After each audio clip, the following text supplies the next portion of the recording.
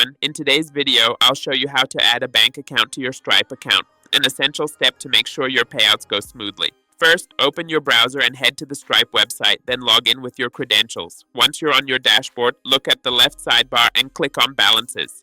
Next, click on the drop-down menu under the Balances section and choose Manage Bank Accounts. On the new page, select Add Bank Account.